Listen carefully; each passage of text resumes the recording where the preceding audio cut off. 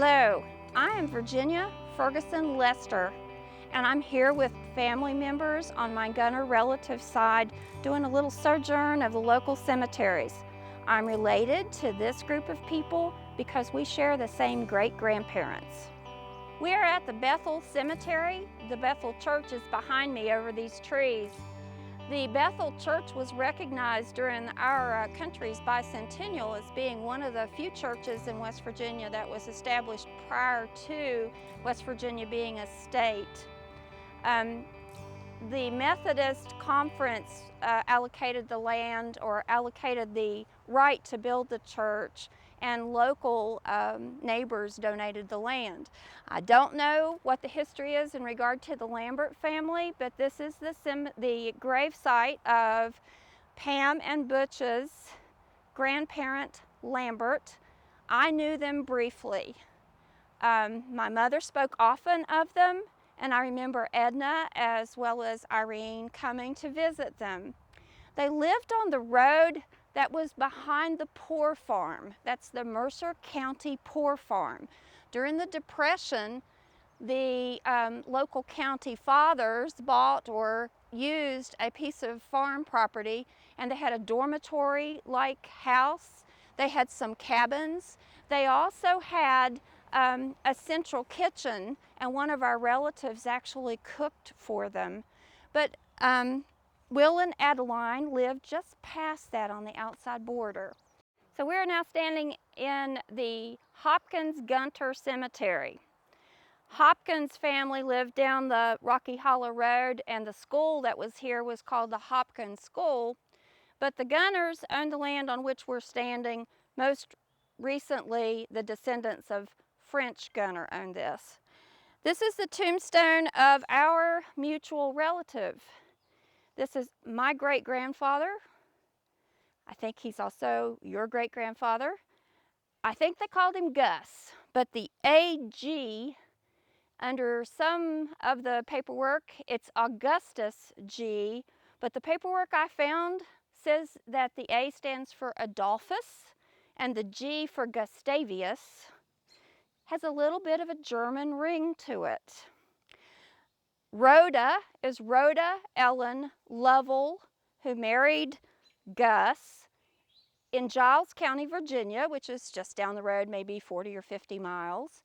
And they moved up here to what was still at that time the early stages of the state of West Virginia. West Virginia became a state in 1863 during the Civil War, the only state born from the Civil War. As I started to say earlier, you're standing on land that has been in two countries, both the United States and the United States of Confederacy, or the United Confederate States. This is the grave of Robert Earl Gunter, the third or fourth son of Rhoda and Gus. He is your grandfather. He served in, I think it's World War I. I knew him as Earl. I think most people did. He married Rosa Burgundine. I remember Aunt Rosie really well. I have no memories of Uncle Earl, and I'm sorry to say that, but I knew several of his brothers really well, and I knew Aunt Rosie really well, and of course I know other members of the family, but I really don't know very much about Uncle Earl. Every year when Edna comes, she brings flowers, and one of the things we try and bring to honor his service to the country is an American flag. This is the oldest child of Rhoda and Gus. His name was French, and French, at the end of his life, owned this area of the Gunner property. I always thought of this as being the great-grandparents' property.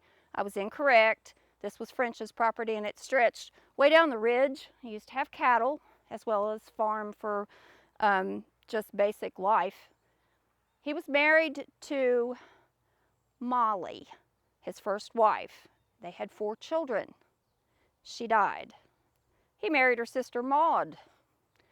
And that was a little bit less common at the at that time in life, there were some people who may have frowned upon that. French's children were Mamie, Liddy, Paul, and Gus. We remember Paul and Gus because they were around when we would come for the decoration day and spend the day here. Paul wound up living at the house, owning this property. He married and had several children. Gus never married until his much later years. He married briefly and produced no children. The oldest daughter, Mamie, married a Bowling, and they had 4 children. Bowling worked on a streetcar type thing in a local town, Bluefield. Mamie, after having had those children, became ill, had a surgery, and died. The children were relatively small.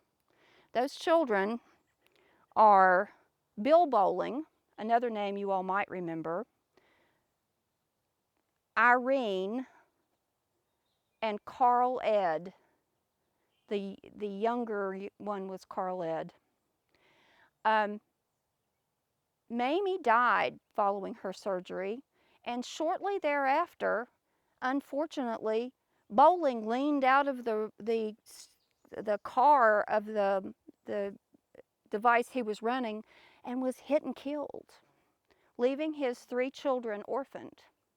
French took those children with his last wife, I'm assuming, to raise. Now, he was the grandfather and a woman who hadn't had her own children. And it has always been told to me that he was a very strict disciplinarian on Bill and Irene and Carl Ed. And their lives were not the most pleasant. They actually moved into the Bowling house, which we passed on our way down here to the cemetery. Uncle French was a presence at the gatherings here when my brother Gene and Butch were there. I have no memory of him except that he had an exceptional long handlebar mustache that would make Sam Elliott proud. And he had this huge knot on his forehead that looked like somebody had hit him with a pinball hammer and it had puffed up. But that's not always seen in the pictures, but that handlebar mustache drooped down on his face. I want you to meet your Uncle Fred. Frederick Isaiah Gunner was the youngest child of Rhoda and Gus, and he married Cora Gautier, except here in West Virginia it's Gautier. Uncle Fred and Aunt Cora just lived down the road, and many of you remember Uncle Fred as being a little wizened guy who had very few teeth and drove a little pickup truck that was often seen at all the what we call beer stops or beer joints in the neighborhood, because Uncle Fred had a drinking problem. Aunt Corrie was most remembered. She was a lovely lady, very generous, and I remember she was a quilter, but she had a goiter, and I think that's one of those things that we remember. They had 4 children, all girls. I've met them over the years, but everybody's gone now. Dorothy, Wanda, Gwendolyn, and Nancy. Nancy was the youngest, and Nancy is buried here beside her parents. Uncle Fred passed away before some of his other siblings, but there's a story about Uncle Fred that I think you should hear that my mother repeated. He was the youngest child and apparently the last at home. At some point in time, his father took him and disappeared.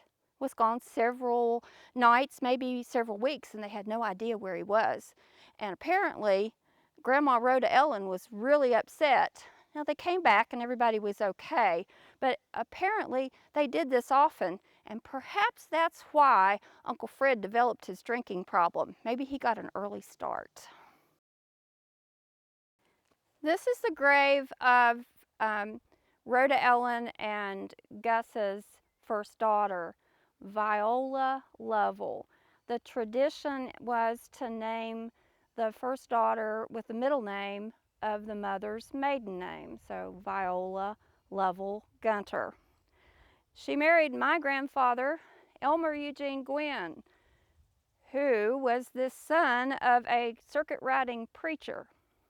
Circuit riding preachers would come after the thaw in the spring when the serviceberry, colloquially known as the sarvisberry, bloomed.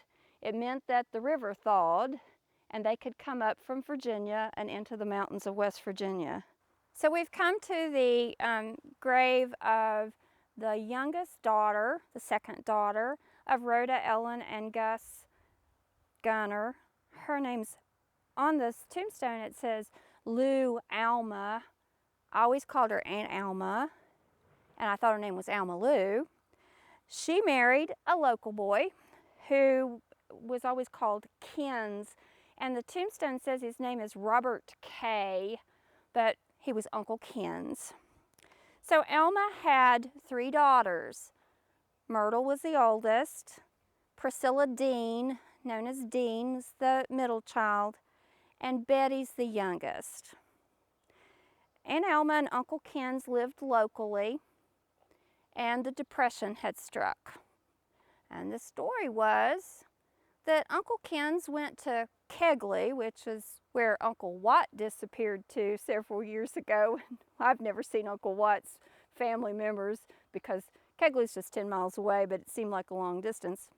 But Uncle Kins went to Kegley to make a payment on a stove. Uncle Kins didn't come home. Uncle Kins didn't come home for years. This was during the Depression.